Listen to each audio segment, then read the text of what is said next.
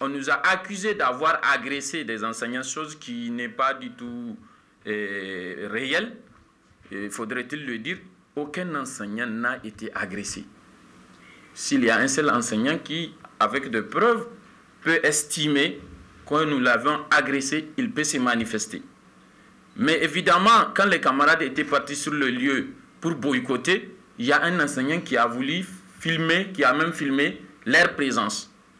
Et donc, les camarades ayant constaté cela, ils ont demandé à celui-ci de ne pas les filmer.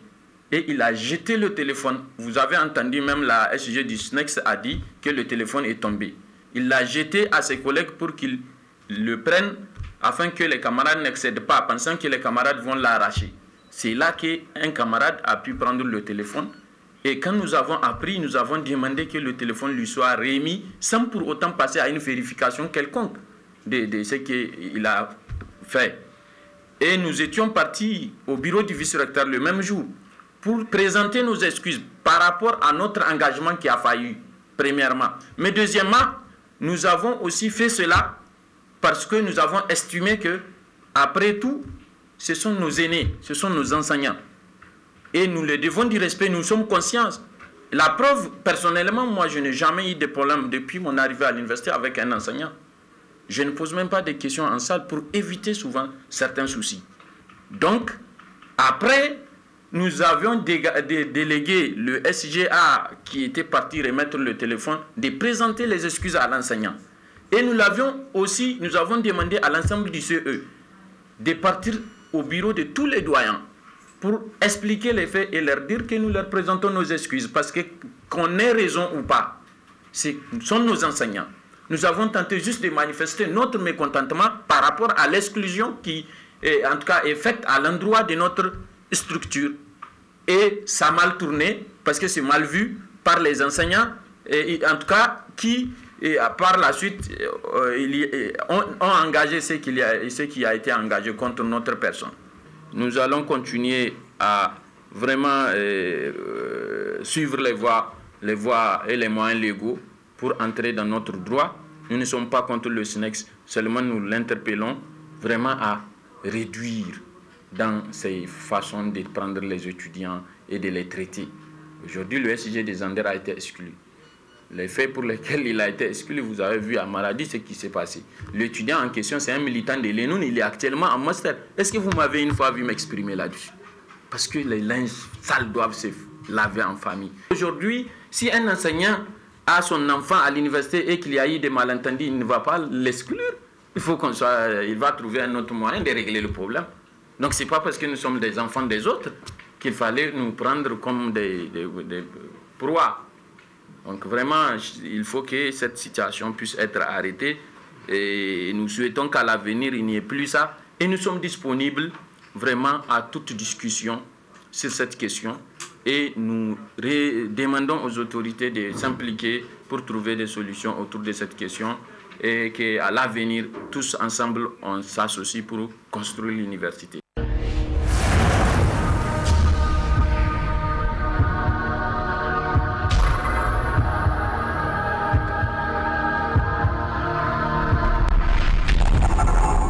Ce que je suggère, c'est de revenir à ce qu'Allah a dit. وإن تنازعتم في شيء فردوه إلى الله وإلى الرسول إن كنتم تؤمنون بالله واليوم الآخر.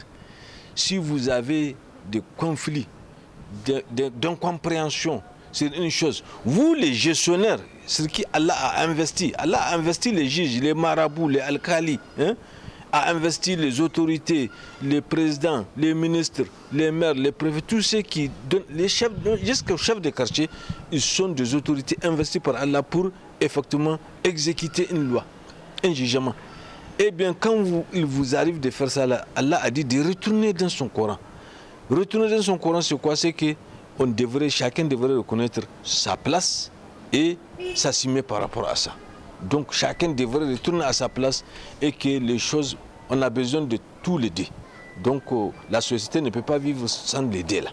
Il faut effectivement qu'il y ait quelqu'un ou une autorité ou un pouvoir, une force qui va protéger la société. Il faut aussi une force qui va légiférer, c'est-à-dire les magistrats, les malams, les fuqaha, les alcalis et autres.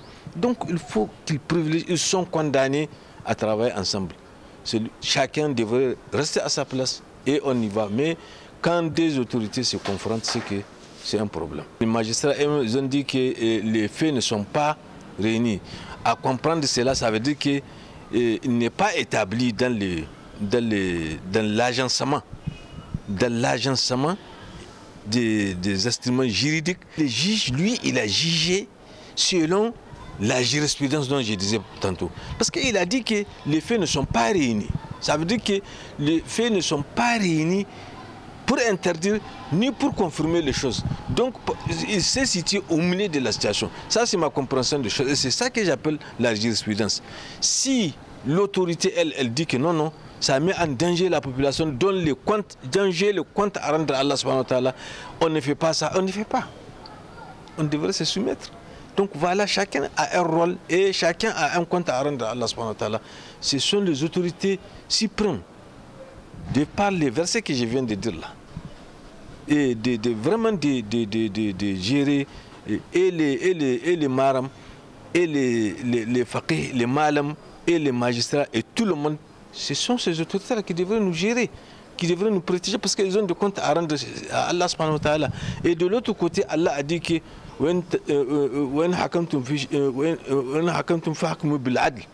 et s'il vous arrive de juger une affaire de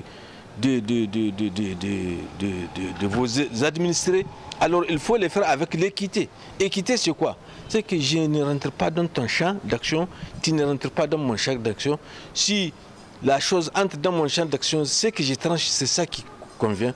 Et qu'ici, effectivement, on devrait voir ce côté-là pour faire une jurisprudence dont je disais, c'est-à-dire celle de vraiment sursoir à ce genre de choses, parce que ça va envenimer la société. Si jamais on accepte ce genre de pratiques, imaginez ce que ça va faire. Et la société sera une société, je ne sais pas, qui est vraiment, la débauche va s'amplifier, quoi.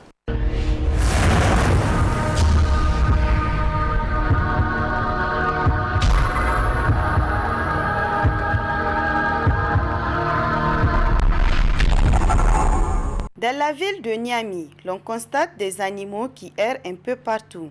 Des animaux qui sont censés être élevés dans les maisons ou encore les amener au pâturage sont malheureusement laissés à eux-mêmes, causant ainsi beaucoup de préjudice à la population. Si les gens veulent élever, ils n'ont qu'à garder les animaux chez eux ou bien envoyer en brousse. Il y a des bergers qui sont en brousse, leur spécialité c'est accueillir les animaux des gens qui sont dans les villes, les garder avec eux et on leur paye un truc mensuel par exemple, ou bien ils ont vraiment quelque chose qu'on leur donne pour garder les animaux des gens. Il y a beaucoup d'inconvénients de laisser les animaux errer dans les villes. Quand vous prenez le cas de la circulation, ça bloque la circulation et puis le fait de rentrer dans les maisons aussi des gens, vraiment, ils font beaucoup de dégâts. C'est mieux de les garder chez eux si vraiment ils veulent faire de l'élevage ou bien de les envoyer en brousse. C'est la meilleure solution. Pour la bonne image de la capitale, les propriétaires de ces animaux doivent les mettre dans des enclos ou les donner aux éleveurs pour le pâturage. Les autorités doivent prendre des mesures afin d'éradiquer ce fléau.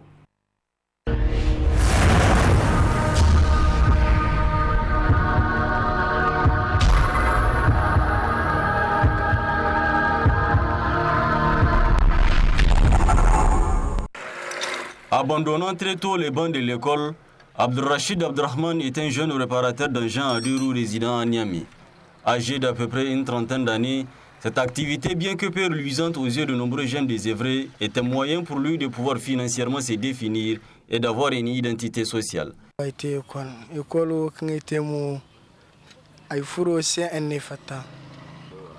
C'est en classe de CE1 que j'ai quitté l'école.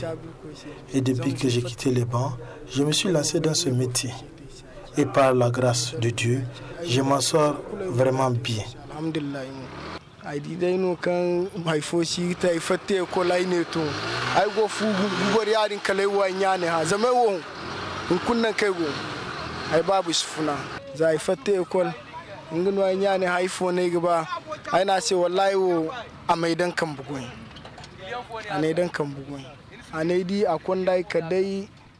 Actuellement, j'ai ma maison qui est en chantier.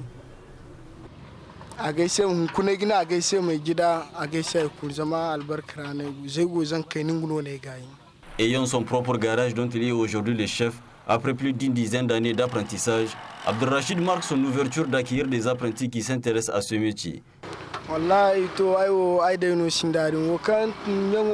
Depuis que je me suis lancé dans cette activité, il y a beaucoup de femmes qui demandent à envoyer leurs enfants pour l'apprentissage. La seule chose que je leur pose, si leurs enfants sont vraiment des enfants corrects. Pour ma part, j'ouvre grandement mon atelier pour apprendre à ces jeunes ce métier afin qu'ils puissent bénéficier comme moi.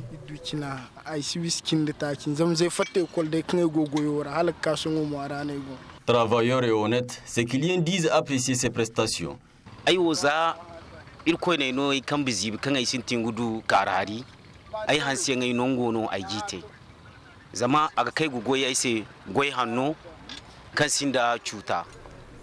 Depuis que j'ai payé ma moto, c'est auprès de lui que je répare mon engin. Et franchement, je suis satisfait de son travail, surtout qu'il est honnête dans son métier.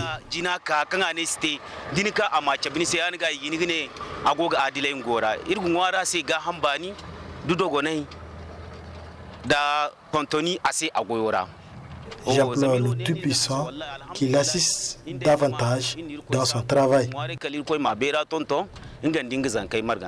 Il est par ailleurs à rappeler qu'il n'y a pas de sous-métier comme nous l'apprend l'adage. C'est ce qu'a vite compris Abdelrachid Abdrahman à travers la réparation des motos grâce à laquelle il construit aujourd'hui une maison propre à lui.